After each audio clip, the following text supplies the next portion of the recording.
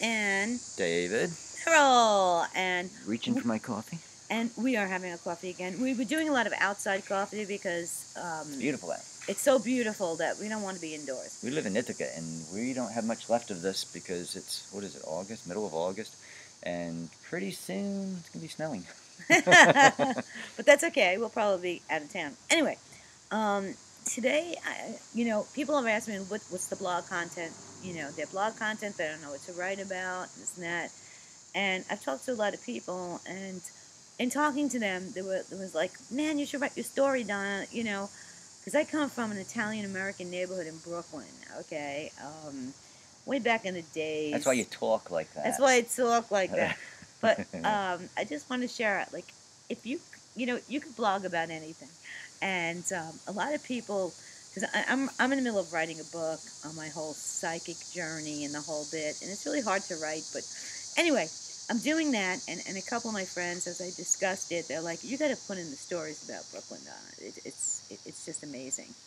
And I was thinking about that, and it has a lot to do with I don't know, just not only my life but everything else. I mean, the old neighborhood, the Italian neighborhood was it was all American Italian Americans. We every Sunday morning we had to go to Grandma and Grandpa's house, and every Sunday morning my grandfather would put on opera, and all of us kids. And you can imagine like this huge family with a bunch of kids around the table. The adults would go in the other room, smoke all over the place. Yeah, days. I'm still not dead from secondhand smoke, not yet. But What do you smoke? Cigarettes or a pipe? No. I picture the old Italian men No, always they were smoking smoking, pipes. and they were smoking those Italian stinkers, those Little cigar cigars? things. I don't know.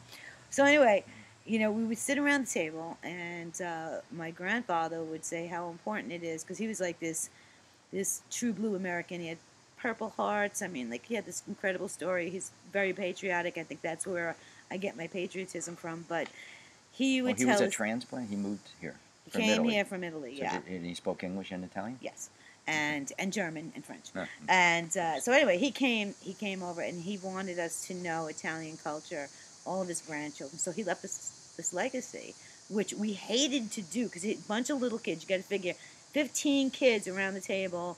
And after we ate this huge meal, my grandfather would put on the opera. It was a little pink radio with the tubes. Put on the opera and tell us, this is Rossini, this is that. Bought us, albums. Back then we had the LPs. I know they're in style again, and he would question us about the opera and the arias and the symphonies. And he also taught us about, and it comes to my mind because I just found this book about Amerigo Vespucci, and my grandfather used to tell us he's the one who discovered America.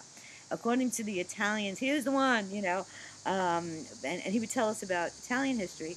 But the one important thing he always told us was that if you want to know something, you have to know it from each different angle. In other words, like he spent time in Germany, France, Italy, and in studying history, they all had their edge on history. They all write their own history. Yeah, and being an American, we learned our stuff, but he gave us the Italian edge. But this applies also, okay? Because I was thinking about that, about my grandfather and the old days in the neighborhood.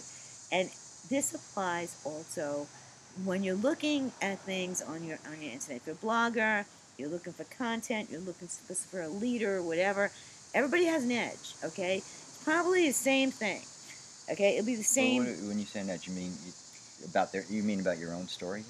No, an edge about, say, internet marketing. How to internet marketing.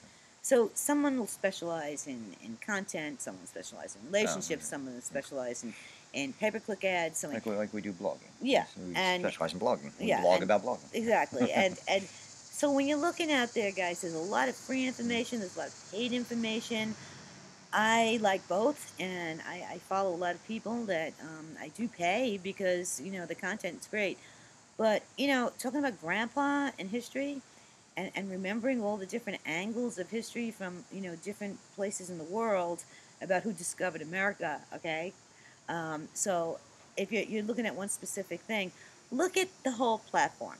Don't just zone yourself on like one specific thing and follow one leader and look at the pros and cons before you opt into anything, before you do anything. But we always look in the pros and cons. I mean, we Well, constantly. there's, you know what, there's two schools of thoughts on that.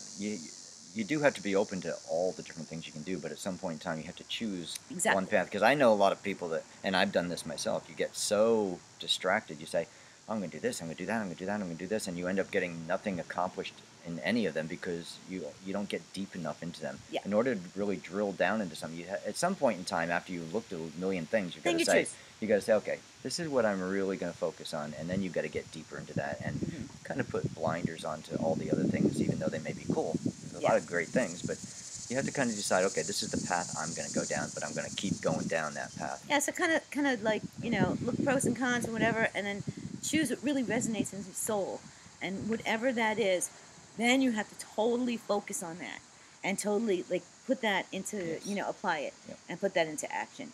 And I guess that's our word of the day. And I think your grandfather would like being a blogger. My grandfather would have loved being a blogger. Stories. Yeah, if you could see him through the smoke. He had one lung. He was gassed in World War One because he was in the country a short time and he signed up for the country because he loved America, and he was actually gassed, and with the poison gas he used. Oh, that's my grandfather in spirit. Hey, Grandp.